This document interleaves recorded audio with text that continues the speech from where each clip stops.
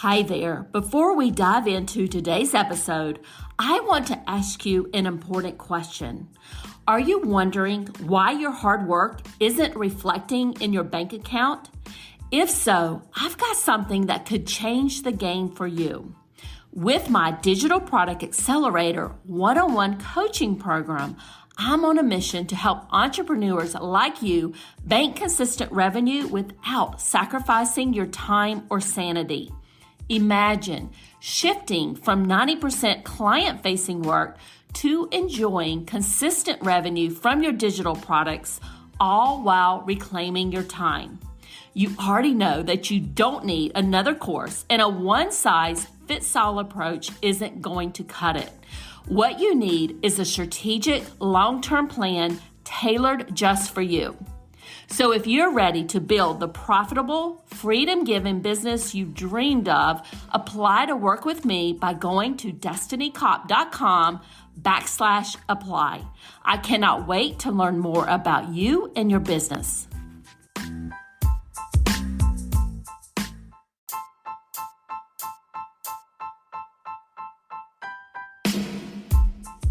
Welcome to the Course Creators MBA podcast. I'm your host, Dr. Destiny Cop, and I help business owners increase the revenue with digital products and evergreen sales funnels. In this podcast, we go deep into product and marketing strategies for digital product creators. We cover everything from digital product creation, how to market and sell your digital products, and just as important, how to find your ideal customer. Let's jump right into our show.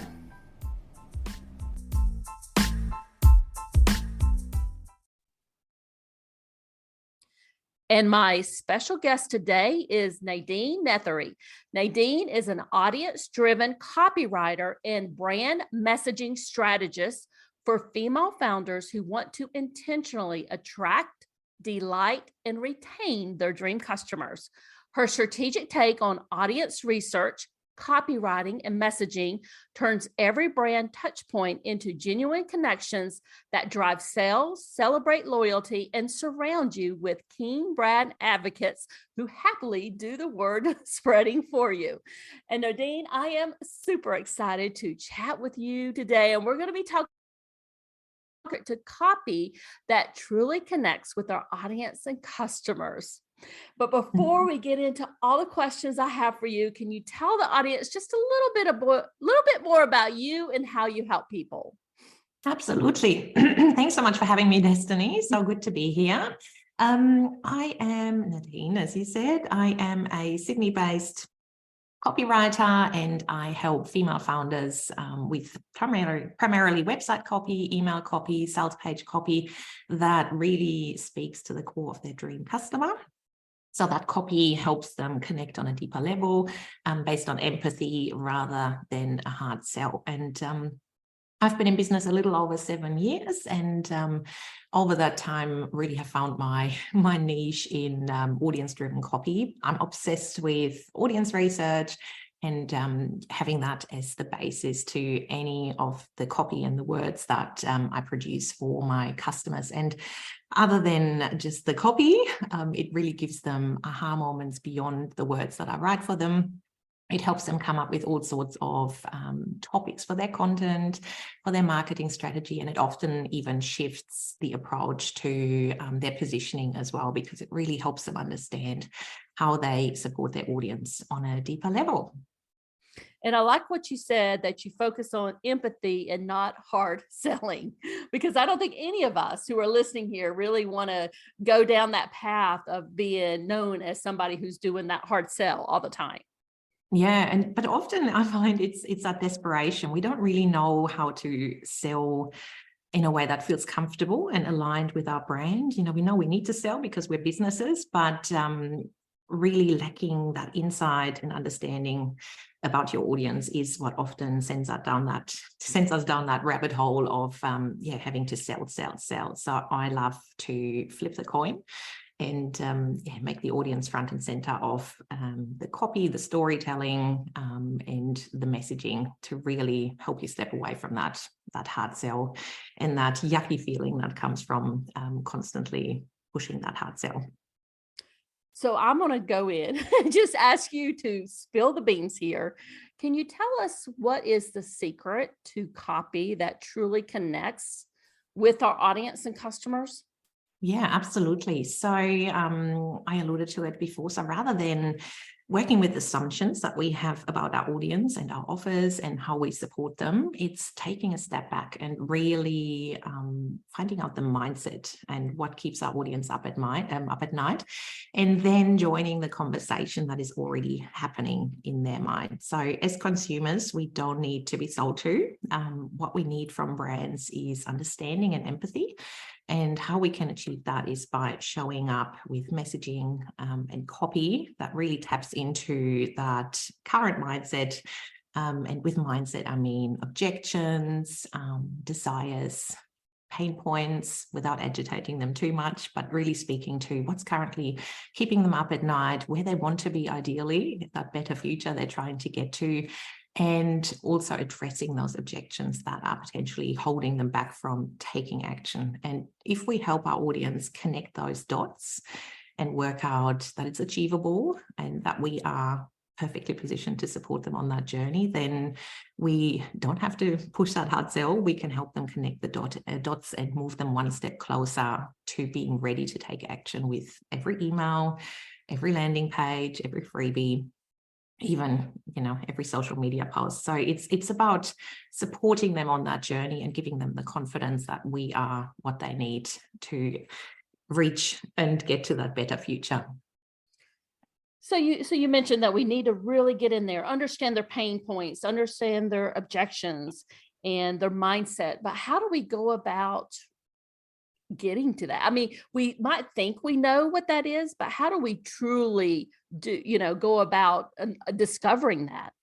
Yeah, it's actually easier than we think. So often when you talk about audience research, people go, oh my God, I don't have time. I'm busy enough as it is. I don't need more on my plate. But the beauty of all these tech tools out there nowadays is that we can often automate that process and integrate it into our onboarding and offboarding processes. So obviously, if you've never surveyed your audience before, I would absolutely start with a very strategic survey that you send out to your mailing list, your customer base, to really tap into their firsthand experience with you and your brand.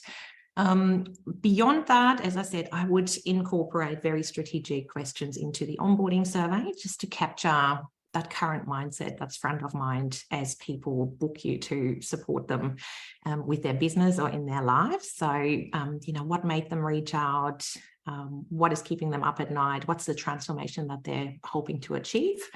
And then also, once you hand over, let's say you're a web designer, the fresh new website to them, I would again incorporate some very strategic open-ended questions in the offboarding survey to really tap into that excitement, that fresh website feeling. So, how do you feel now that you've got a new website?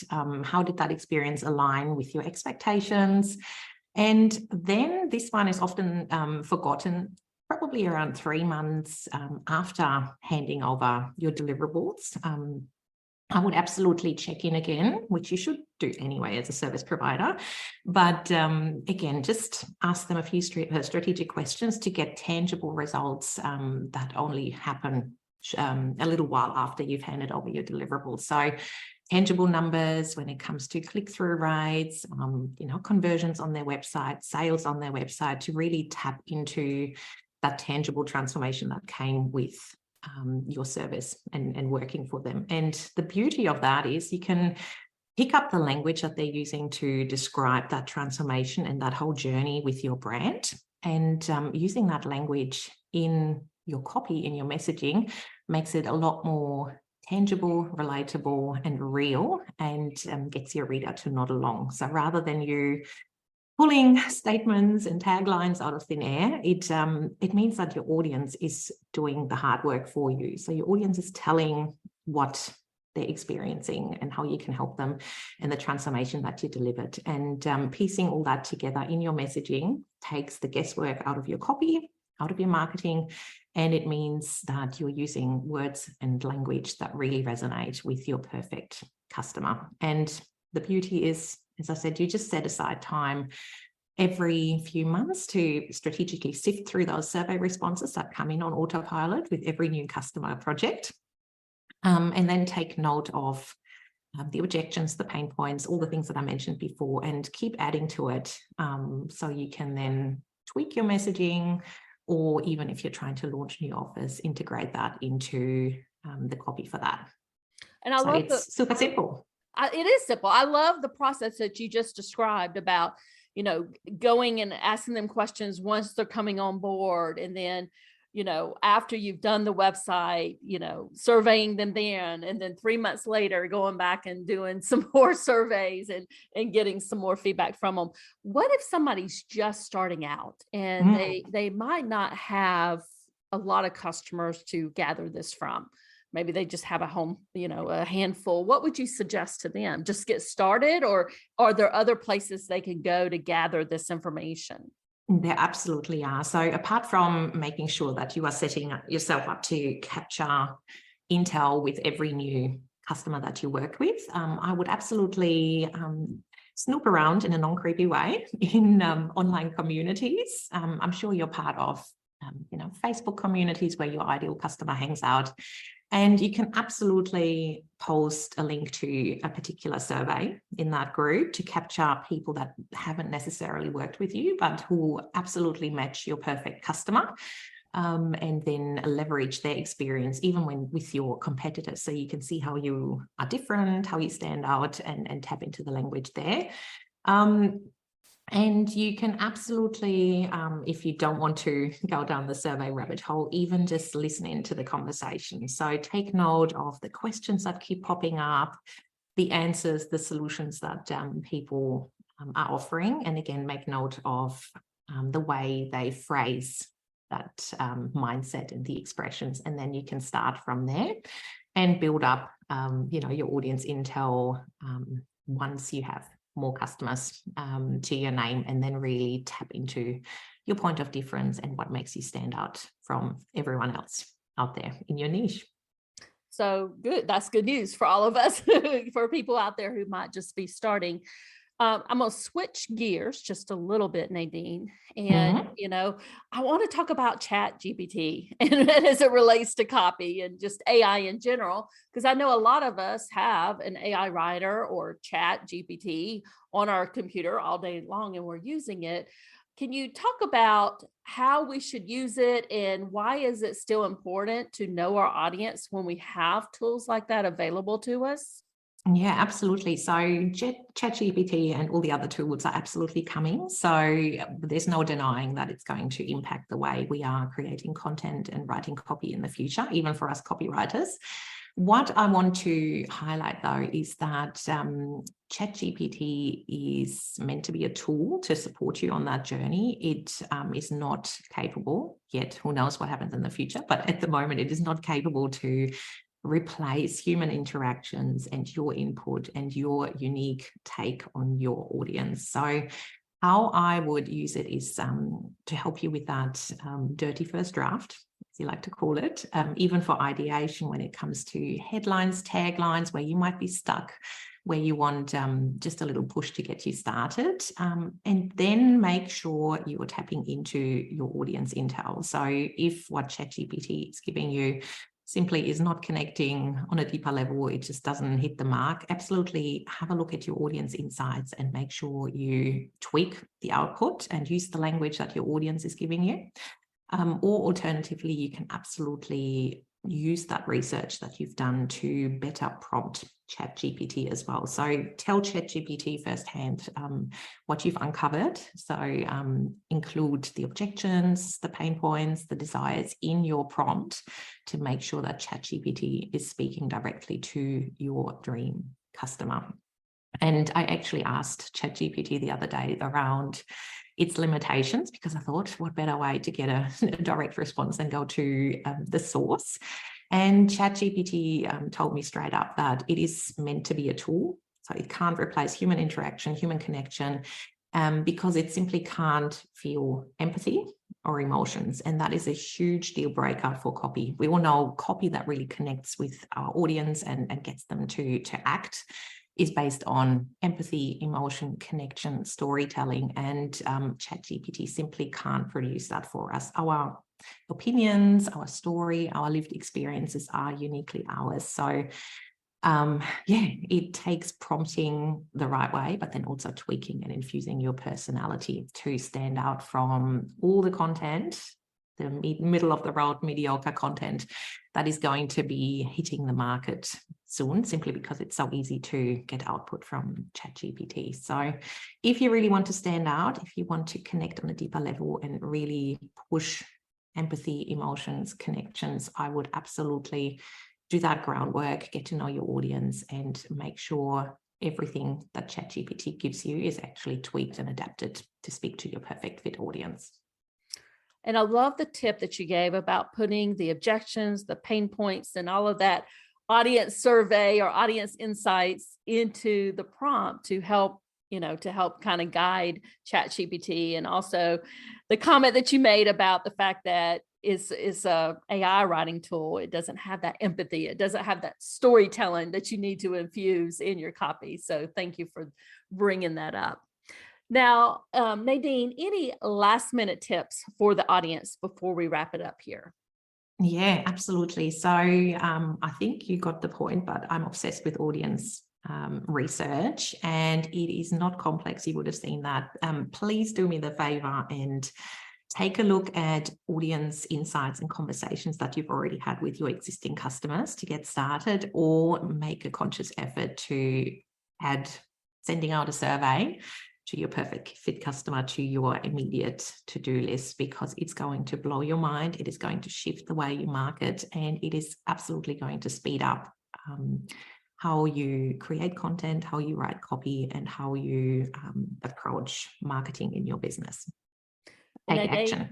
I was going to say, Nadine, this conversation has definitely inspired me. I've done audience research in the past, and obviously I have a lot of knowledge of my audience, but I'm thinking I need to go back and do it again. How often do you suggest that we go back and do that research?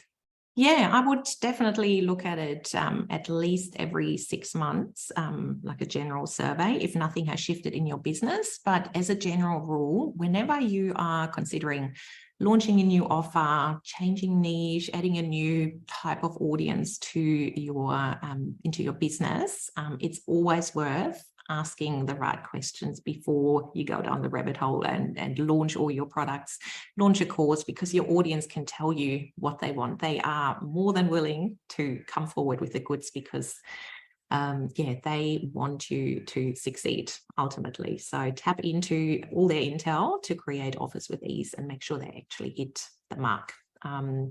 Just make it a habit. So anytime anything shifts in your business, anytime you have a big idea, tap into your audience and validate it before you spend hours wasted on creating something that is not actually what your audience needs. And I think I'm due for it. So you've definitely inspired me to do it. And Nadine, can you tell people where they can find you if they want to do some audience-driven copy? And I believe you have a free gift for them also. Yeah, I certainly do. So the best spot to connect with me is via my website, candocontent.com. You can also track me down on Instagram, Can Do Content. And I have 10 free strategic survey questions for your listeners that you can grab via the link in the show notes. And they are my actual questions that I use in a lot of my one-on-one client surveys. So they are very strategic, they're open-ended, and they get you all the juicy intel to tap into all the things that I mentioned before. Now, are those survey questions ones that we can use to survey our audience? Yes, absolutely. So they're for your existing customers. And I've also thrown in 9 bonus prompts for social media. So question stickers to tap into your online audience in case you are just getting started and you want to quickly, sense check the mood around the room. Well, they definitely need to check that out, and I know I will too. So Nadine, thank you so much for joining us today, and just really reiterating how important audience insights is in our copy. Thanks so much for having me, Destiny. Thanks for listening all the way to the end. If you found value in this episode, I'd love a quick review on whatever podcast platform you're listening on. If you don't know what to say in the review, just say, Destiny, I loved your episode on whatever topic you're listening to. This will help us get our content out to more people just like you. Have a great rest of your day, and bye for now.